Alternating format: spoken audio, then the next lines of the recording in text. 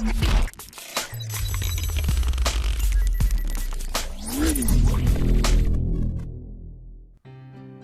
everyone, it's Kelly with Kellyscards.ca and welcome to this review video. So today I'm going to review these Picket Fences life-changing brushes. And I bought two sets because I really liked the first set and I wanted to have more. I've been struggling with these foam brushes here, and just every time you go into circle into the pages, sometimes it leaves marks. The foam doesn't stand up very well. And literally I was just getting very, very frustrated, and I wasn't able, even if I was trying to blend coming in from the outside, it would sometimes still leave marks. So I decided to get some of these brushes and try them out. And of course, after I tried out the first pack, I definitely wanted a second pack, and I cannot believe how amazing these brushes are. So basically they're a lot different than the foam tool because they have multiple little brushes, little bristles on them instead of one complete foam pad. And the foam pad will wear down, and I've been finding that the newer ones just haven't been lasting as long. So what's really great about these new brushes is all the individual little bristles, you can get such detail, and that's why the blend is so smooth.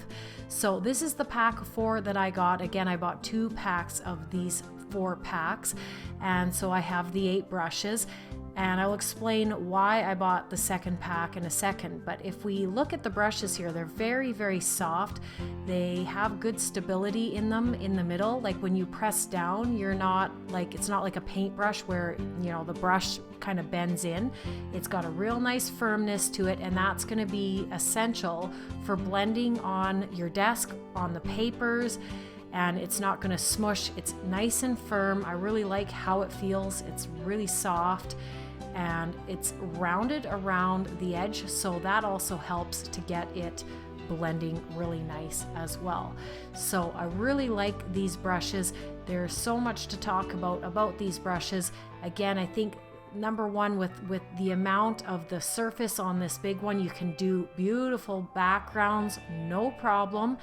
And the bigger ones obviously have their place making backgrounds and that type of thing. The smaller ones I'll talk about later with some stencil work and that kind of thing.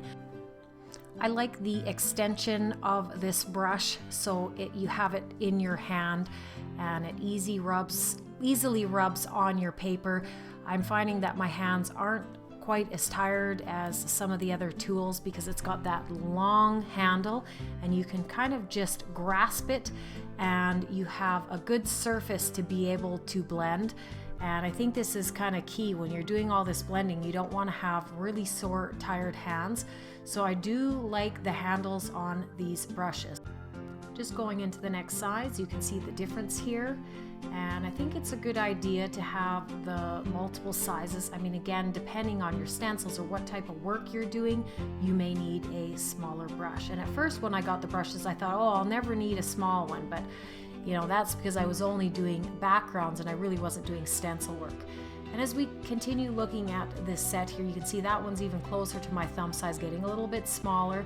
All the brushes are really nice. That one has a little bit more movement than the bigger one. The big one is quite a lot firmer throughout the brush, but this one has a little bit more give to it, this third size here. And again, it's that same rounded shape. So we're going to look into the next size here, and if we look at that one compared to this one's a lot smaller. This one is about the size of my thumb, if not just a little bit smaller. And it's got, again, the same rounded shape. It's a little different. It's more like of a deep oval than the other ones, but that's okay, again, depending on what you are doing. But this is a better size if you're wanting to get into smaller areas and you have to have more detailed work. But as I said, basically the set of 4, I think this set of 4 is a really great deal. I think if you're only going to buy a couple brushes, that these might be probably the perfect ones unless you do a lot of detailed stencil work. I'm just going to pull in a stencil now, and you can see if you're trying to get into those little stars, it's going to be really hard with one of those bigger brushes. Now, the smaller ones that I don't have are probably easier to get in. So even this one here, If you're wanting to do individual stars, that may be a little bit challenging, and some of the smaller brushes would be able to get in there. This stencil here by Simon Says Stamp, if you're kind of doing like an ombre backgroundy type effect, I'm sure you could get away pretty easily with any of the size brushes shown here, and I think that would turn out really good. I'm going to start out with some broken china, faded jeans, and some ice spruce. And I really like the colors in this combination here, and I will just start blending. Now this is regular distress ink, this isn't the oxides, and I've got it, as you can see, on the brush, and I'm going to start coming in from the corner, and it goes on really well. I have to say, I think I prefer the Oxide ink over the regular distress ink after using it for so long.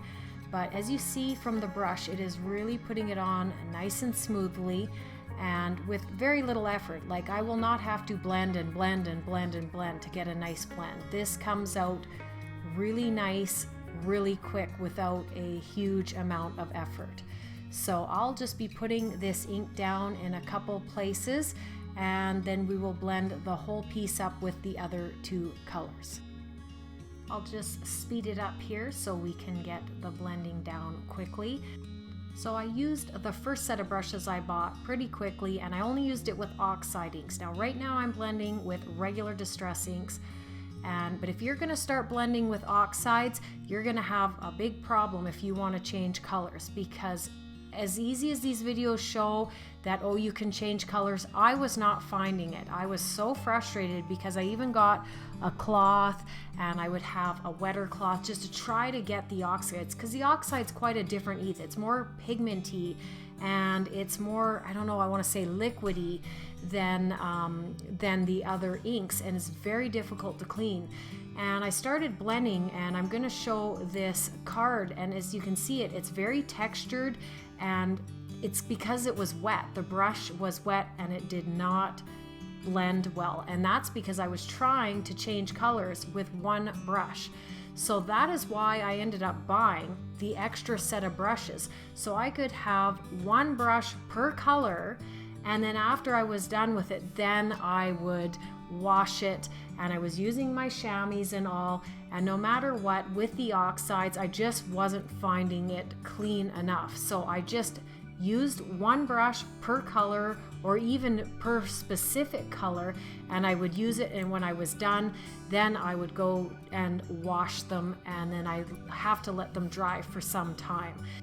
I'm just going to go in with my faded jeans now, and as you can see, it just goes down so nicely. There is just no fuss and no struggles like I had with the foam brushes. And this is why I also think it's good to have more than one brush, because see, I can just go back with that other brush and continue blending. I didn't have to wash anything. I had another brush. It's kind of like the foam ones where some of us had one foam per color. It just makes it a lot easier to have one brush with one color, and then you can go back and forth with such ease. If you only had one or two brushes and you were washing them in between and changing the colors, so it's better to have one brush for each color, especially with the oxides. With the regular distress ink, you can kind of get away with it easier because it's not that pigment ink that's in the oxides. And again, just grab the other brush and go back and blend it, and it's just so much easier to pick up that same brush and go right back in with that same color. So now that's looking good. I'll bring in some ice spruce here and speed it up, and really like this ice spruce, this kind of, I don't know, gray green color. It really looks really good with these two other colors, and if you're doing like a masculine card, I think these are a great color combination for that. One thing with the foam brush, you would never start in the middle and start blending. But with these blender brushes, you could definitely start and just be gentle in the middle and pull out.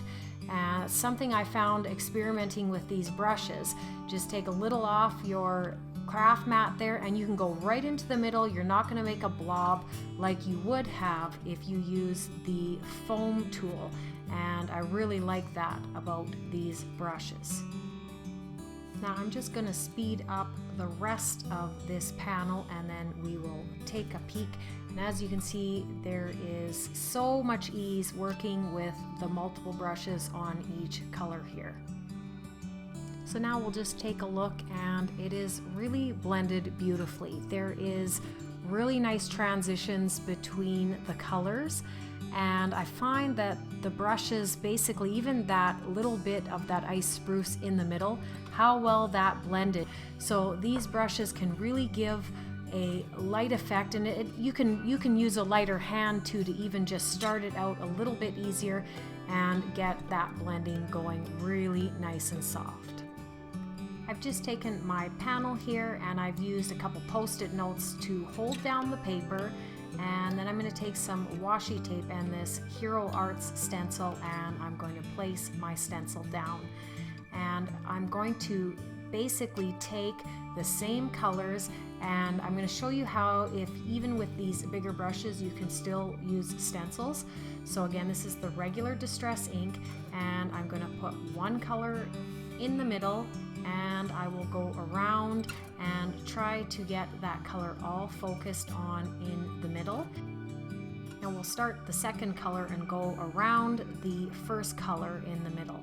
And you can see why these brushes are so nice. The foam ones, if you can see this foam, it is very worn. It gets caught up in that stencil, where these bristles don't. They are so smooth, just like butter, and wow. And again, having the multiple brushes, one for each color, you can see how much more efficient of blending it is. You're not having to wash or wipe brushes in between, and I think that's a big bonus. And now I'm going to come in with the Faded Jeans, and it remains still my favorite color. Just again, love the combination of this. And again, you can change this up. You could put the Faded Jeans in the middle, and you could change up all the colors. So really, this is a kind of an endless thing to be creative. But these brushes have put this on so nicely, and you can just go back in all the colors just to put on an extra coat just to ensure that everything is blended nicely. And now the big moment of the reveal, when you take the stencil off. And again, this panel is a little bit bigger than what I wanted, so those little sticky post-its are no problem with that little white there. That will just get cut off. But as you can see, look at the amazing blend. It's just so easy with these brushes, and I think it does an amazing job. Just going to do a demonstration for the Oxide Inks now. And wow, have I enjoyed the Oxide Inks. I love these brushes with the Oxide Inks. It doesn't matter what kind of ink you use with these brushes, but just showing you some of the backgrounds I made. Like, look at that, isn't that gorgeous? And I've done some other techniques, and I will link below a video where I've done that water technique with the stencils and stamps with Oxide Inks. So I'm going to use the Scattered Straw and the Wild Honey and the Fired Brick, and I'm going to do another background, and I've just sped it up for time's sake here. This is the Scattered Straw going on, and again, it just goes on so nicely, and it really blends well. So what I've done here is I've put the red on the bottom, the Fired Brick on the bottom, and then we will have the orange going through the middle. And again, blending from basically light to dark, right? Your middle color is going to be your medium color. And before I go and add the orange, I'm just going to add a little bit more of this Scattered Straw just to get it a little bit more up into the middle. That will help that orange color blend. Now, one thing I'm going to do before I continue is wipe down my craft mat. I do not want to blend in that orange and be pulling the orange or the Fired Brick that I just used in with the new orange color. So I don't really want to cross-contaminate. So now I've got a clean area. I can start blending in that orange color now without worrying about dragging in the red with it. So this is going to go right through the middle, and this is going to come on super easy. And again, you will kind of do it the same way you've always done it. You just kind of go from the outside, pull in the color into the middle, and because these brushes are just so awesome, you can go literally right across just like that, so easy, and then you can start pulling in the other colors and just get a little bit of a blend going there. I'll still come back with the other colors, and I will just move it up the craft mat there so I won't mix in the orange with it. And again, that will just help the blending process a little bit easier. And we'll just flip it over again, and I'll pull in some of that orange right into that fired brick. The more that you do blend and go back and forth, the nicer the blend is. And I find going back at the end, it just, that one last little bit really helps it all look so well blended. Quickly here, I'll just do a quick demo, and again, I will have my other video linked where I did a lot more of these backgrounds. Just take a mini mister and a stencil, put your stencil on top, spray, and then just take a cloth, wipe down all your extra water, and just kind of hold it there. And you can do this with stamps, rubber stamps as well. And I'm just patting it down, and when we pull this off, wow, look at that, because it reacts to the water. Just to go into some of the cleaning, I've got a couple chamois that I have set up. One is wet, one is dry. And again, this is the ones that I did with the regular distress ink. And I find that yes, it does clean all right with the chamois, especially if you have the wet one, but I find it requires quite a lot more effort than just a few basic scrapes across the chamois. Like, I find that you have to really work within the bristles and that, and I find that again, these brushes are better at blending, but there is a lot more involved in cleaning, which, I mean, for the quality of the blend that I'm getting, I'm worth it. But even there, you can see the color is still in the brush. And what I ended up doing after I tried using the chamois is I just went to the sink, I ran some soapy water and really scrubbed the brushes. And I found that if I pre-soaked them with some water and a little bit of vinegar, and I let them sit for a while, and then I came in with the soap, that they did get really, really clean. And then all I did was leave them upside down on to dry. And yes, it did take some time to dry, but they came out pretty clean, and I was really happy with that. But I think that if you want to do multiple colors on the same day, you're going to want to have a couple brushes, because you're going to need that dry time in between. And again, if you're coming in with yellow and then you want to do a blue background and then you want to go to an orange, you're going to have a harder time coming from those darker shades back into those light shades. So once the brush is clean though, then you are good to go. And on the note of cleaning, I know there are cheaper brushes from Amazon and where else, but I'm not so sure that those cheaper brushes would be able to stand up into the vigorous cleaning, especially the cleaning. Like, I do a lot of oxide inks, and trust me, I have done so much oxide work.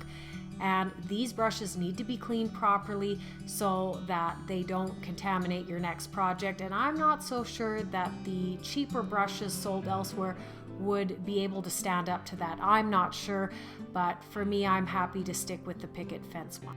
So I love these brushes. I find that for me, they have been definitely a good fit. I am not worried about the extra time to wash them. It is a great alternative to the foam brushes. I'm finding the quality to be quite high. Again, love the shape, that rounded shape across that brush. They're very soft, and again, with all those individual bristles, it really helps blend it super, super well. So I really highly recommend these brushes, and you don't have to buy all of them. You can find what suits your needs, but if you fall in love with them like I do, you'll probably buy a whole bunch of them. So just want to thank everybody for watching. You can check me out on my website at Kellyscards.ca. You can subscribe for more videos, and I hope everyone has a wonderful day.